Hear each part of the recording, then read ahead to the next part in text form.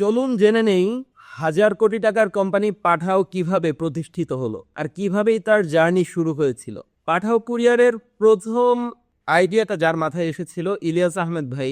তিনি এমন একটা ফ্যামিলি থেকে বিলং করতেন যার দাদা একজন ব্যবসায়ী ছিলেন। বাংলাদেশে তার নারিকেল তেলের একটা কোম্পানি ছিল। তখনকার সময়ে টিভিসি মানে টিভি শোর জন্য অ্যাডভার্টাইজমেন্ট করা হতো তাদের ওই কোম্পানিটার। সেই যে বিজনেস মাইন্ড সেট আপটা, এটা তার শৈশব থেকেই তার মাঝে ছিল। তার যখন অনার্স কমপ্লিট হলো, পড়ালেখার শেষ পর্যায়ে এসে তিনি চিন্তা করলেন যে স্টার্ট আপ কালচারটা যখন মানে সব দিকে শোনা যাচ্ছে, তিনি একটা স্টার্ট আপ শুরু করার প্ল্যান করছিলেন। তাদের আইডিয়াটা ছিল হচ্ছে পুরো ঢাকা শহরে কিভাবে রাইড শেয়ার করা যায়। মানে হচ্ছে একজন মানুষ একটা ডেস্টিনেশন থেকে আরেকটা ডেস্টিনেশনে যাবে, সেই জায়গাটাকে কিভাবে একটা সফটওয়্যার বেসড আইটিতে, যেহেতু তার নেটওয়ার্কিং ভালো ছিল, তিনি প্ল্যান করছিলেন যে তার এই কিভাবে রাইড শেয়ারিং ব্যবসাটাকে ডোমিনেট করা যায় বা এখানে এন্টার করা যায়। তাদের জার্নির শুরুটা হয়েছিল এরকম, ব্র্যাক ইউনিভার্সিটির সামনে 4-5 জন বাইক রাইডারকে দিয়ে তারা নিজেরাই দাঁড়িয়ে গিয়েছিলেন ভিজিটিং কার্ড নিয়ে,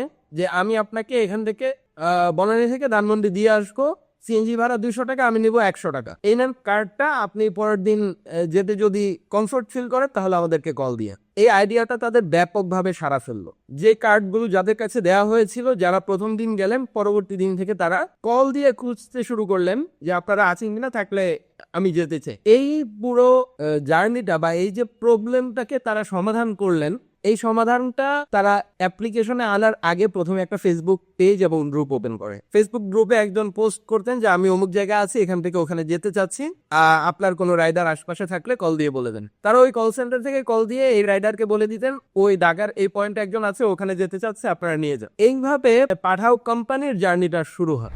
যেই জার্নিটা তিনি শুরু করলেন, এটার জন্য তারা অ্যাড বিল্ড আপ করলেন এবং এমন একটা পর্যায়ে এখন ফান্ড ম্যানেজমেন্টের জন্য বা ফান্ডিং পাওয়ার জন্য তার নেটওয়ার্কের মধ্যে আমেরিকান এক বড় ভাইয়ের ফ্রেন্ড, যিনি তাদেরকে প্রথম ফান্ডিংটা দেন, প্রায় 100 কোটি টাকার মতো তারা ওই পাঠাও তাকে বিল্ড আপ করার জন্য ফান্ডিং পেয়ে যান। এবং পরবর্তীতে পাঠাও কুরিয়ারটা কিভাবে আসে, এটা হচ্ছে একদিন একটা ক্লায়েন্ট কল দিয়ে বলছেন যে তার এতগুলো শাড়ি এই পয়েন্ট থেকে ওই পয়েন্টে যে দিয়ে আসতে হবে। এই যে শাড়ির পার্সেলটা এখান থেকে ওখানে দিয়ে আসতে হবে, এই আইডিয়াটা তাদেরকে ডাইভার্টেড করে, যে তাদের ডিসিশনটাকে নিতে হেল্প করে, যে আমরা তাহলে এইভাবে যদি কুরিয়ার পার্সেলটা মানে প্রসেস করি তাহলে তো আমাদের প্রফিটটা বেশি হবে। তারা এই কুরিয়ারের টোটাল একটা সফটওয়্যার এবং প্যানেল তারা তৈরি করে। এই প্যানেলটা তৈরি করার পরবর্তীতে এটা এসএ পরিবহন সহ আরো অন্যান্য জায়গায় কিন্তু শেয়ার করা হয়েছিল যে এটা আপনারা কিনবেন কিনা। ফাহাদ আহমেদ যেই পডকাস্টে এই বিষয়গুলো শেয়ার করেছিলেন। কিন্তু অন্য কোনো কুরিয়ার না কেনার কারণেই কিন্তু পরবর্তীতে পাঠাও এটাকে অ্যাকসেপ্ট করে এবং এটাকে ট্রেড করতে শুরু করে। আজকে শুধুমাত্র 10 বছর সময়ের ব্যবধানে ইটসেলফ পাঠাও কুরিয়ার 800 কোটি টাকার উপরে একটা কোম্পানি। পাঠাও পে একটা ডিজিটাল ব্যাংকিং প্ল্যাটফর্ম, যেখানে আমরা ডিজিটালি পেমেন্ট দেয়া নেয়া করতে পারছি।